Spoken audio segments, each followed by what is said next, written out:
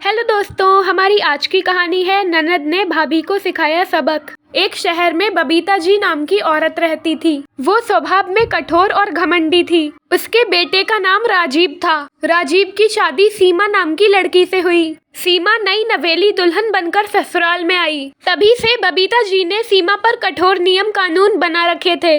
घर में सभी के सामने पल्लू ढककर रहना, सभी के बाद में खाना खाना। सीमा घर के सभी काम अकेले ही करती थी। यदि कोई काम समय पर नहीं होता तो बबीता जी गुस्से से चिल्लाते हुए बोली, मेरे बेटे ने तुझमें ऐसा क्या देखा जो तुम जैसी गरीब लड़की को मेरी बहू बनाकर ले आया? मैं तो तुम जैसी 1000 नौकरानी रख सकती हूँ। बबीता जी को दौलत का बहुत ज्यादा ही घमंड था। सीमा अपनी सास को कुछ नहीं बोलती और सास की हर बात मानती। 4 साल हो गए सीमा को सास के अत्याचार सहते हुए। एक दिन गलती से सीमा के हाथ से चाय का कप गिर जाता है तो बबीता जी गुस्से से उसके मायके वालों को गरीबी के ताने मारने लगती हैं और उसके संस्कारों पर उंगली उठाती हैं। अब सीमा से बर्दाश्त नहीं हुआ और वह बोली, माँ जी, अगर आपके पास इतना ही धन है तो काम करने के लिए अच्छा नौकर क्यों नहीं रखती? यह सुनकर बबीता जी का गुस्सा 7वें आसमान पर चढ़ गया। वह राजीव से बोली, बेटा देख ले तेरी पत्नी को, कितनी जुबान चलती है मेरे सामने। राजीव के घर में घुसते ही उसकी माँ बबीता जी रोती सूरत बनाकर राजीव से बोली। सास की बात सुनकर सीमा भी चुप नहीं रह सकी और बोल पड़ी, हाँ, इन्हें सिर्फ मेरा बोलना ही दिखता है। जो सारे दिन मुझ पर ताने मारती हो और मेरे पीछे पड़ी रहती हो, नहीं दिखता? सास बहू की बातें सुनकर राजीव भी गुस्सा हो गया।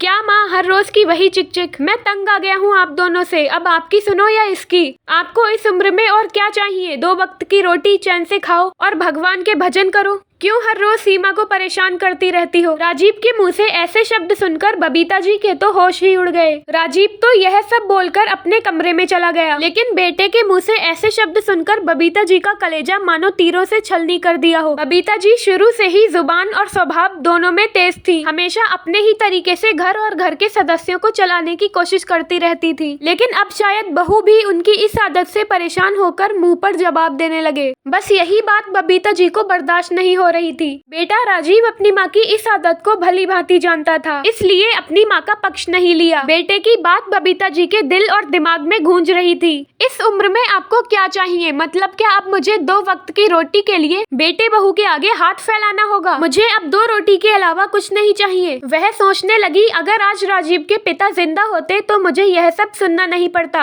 आज उन्हें वह 2 रोटी भी नहीं भा रही थी। कुछ दिन बाद बबीता जी की ननद उनसे मिलने के लिए आई। जिस ननद को देखते ही बबीता जी मुंह फेर लेती थी, आज उन्हीं को देखकर उनकी आंखों में आंसू आ जाते हैं और रोते हुए ननद को अपना दुखड़ा बताने लगी। देखो ना दीदी, मेरा बेटा राजीव कितना बदल गया। मुझे कहता है कि बस 2 वक्त की रोटी खाओ और भगवान के भजन करो। क्या इसी दिन के लिए उसे पाल पोस कर बड़ा किया था? यह सुनकर कंचन बोली, अच्छा भाभी, वैसे बोल तो वह ठीक ही रहा था। इस उम्र में इंसान को चैन से 2 वक्त की रोटी मिल जाए वह बहुत है। बबीता जी अचंभित होकर अपनी ननद का चेहरा ताकने लगी। ये आप क्या बोल रही हो दीदी? आप भी मेरे बेटे बहू का पक्ष ले रही हो? आखिर आपके घर में भी तो बेटे बहू हैं। अगर वह आपके साथ ऐसा करेंगे तो आपको क्या अच्छा लगेगा? क्यों भाभी, आप भूल गई पिताजी के गुजरने के बाद आपने मेरी माँ के साथ कितना अत्याचार किया? छोटी छोटी जरूरतों के लिए माँ आप और भैया के आगे हाथ फैलाती रहती थी। आपने उनकी हर इच्छा और जरूरतों को हमेशा दबा कर रखा। वह बेबसी और लाचार बिस्तर पर पड़ी रहती थी। मेरी उस समय आर्थिक स्थिति कुछ खराब थी, इसलिए मैं माँ को अपने साथ नहीं रख सकी। लेकिन भाभी, आपको धन का इतना घमंड था, फिर भी अपनी सास को 2 वक्त की रोटी के लिए तरसाती रहती थी। भाभी, आपकी किस्मत अच्छी है जो आपके बेटे बहू आपके लिए 2 वक्त की रोटी देते हैं, वरना मेरी माँ को आपने 2 वक्त की रोटी नसीब होने नहीं दी। उस वक्त भाभी आप बहुत खुश थी कि चलो घर पर मेरा अधिकार है, तो अब अपनी बहू को क्यों दोष दे रही हो? ननद के दिखाए आईने से बबीता जी ने शर्मिंदा होकर नजरें झुका ली। भाभी, हम जैसा बोते हैं वैसा पाएंगे। आज आपको बेटे की कही एक बात से कितना दुख हो रहा है, तो सोचो उस वक्त माँ पर क्या बीती होगी। बबीता जी को अपने किए पर बहुत पछतावा हो रहा था, लेकिन उन्हें माफ करने के लिए अब उनकी सास इस दुनिया में नहीं थी। तो दोस्तों, आपको कहानी कैसी लगी कमेंट करके जरूर बताइएगा। दोस्तों, कहानी पसंद आई हो तो वीडियो को लाइक शेयर करें और चैनल को सब्सक्राइब करें। वीडियो को एंड तक देखने के लिए बहुत बहुत शुक्रिया।